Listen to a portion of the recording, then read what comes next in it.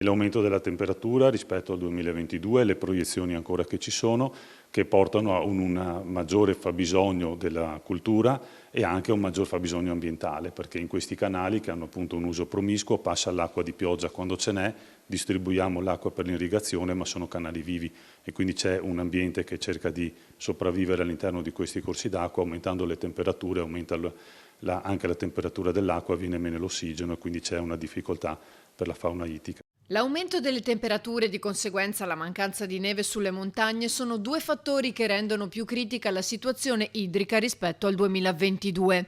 Per questo il Consorzio di Bonifica Acque Risorgive ha programmato a partire da lunedì una turnazione di distribuzione fra i sottobacini e una su 3 settimane tra i bacini irrigui. La situazione è molto critica perché queste tre fonti per noi sono tutte e tre in crisi. Manca l'acqua nei fiumi e si è abbassata di molto il livello dell'acqua nelle falde. È proprio l'assenza delle precipitazioni attesa delle prossime settimane che ci porta ad attivare un piano di turnazione.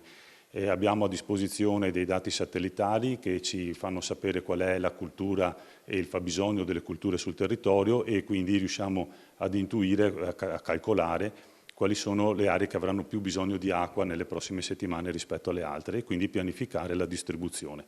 Purtroppo dai grandi fiumi le acque che deriviamo sono inferiori rispetto alle esigenze e quindi non possiamo distribuirla contemporaneamente come si fa in anni tipici, ma dobbiamo mandare una settimana l'acqua verso una zona e le altre settimane verso le altre. Il piano riguarda 52 comuni, dei quali 18 nell'area veneziana, 23 in provincia di Padova, 11 in provincia di Treviso. Stiamo cercando di distribuire appunto l'acqua con il doppio obiettivo, tenere acqua per mantenere in vita quello che si riesce e riuscire a distribuire per i pochi prelievi che sono necessari ai fini irrigui. L'ente ha comunicato il piano ai sindaci e alle organizzazioni agricole, facendo seguito all'ordinanza con cui il governatore Stefani ha dichiarato lo stato di crisi idrica.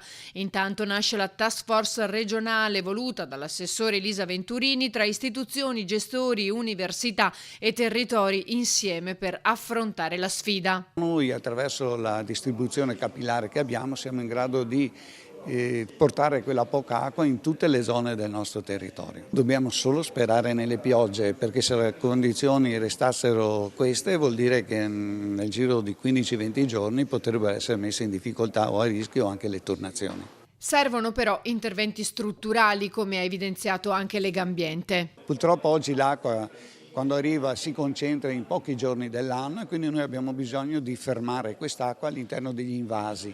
Questi invasi potrebbero essere sia realizzati dai comuni, mentre altri piccoli invasi dovrebbero essere realizzati dalle aziende in modo da avere una disponibilità d'acqua per i periodi di emergenza.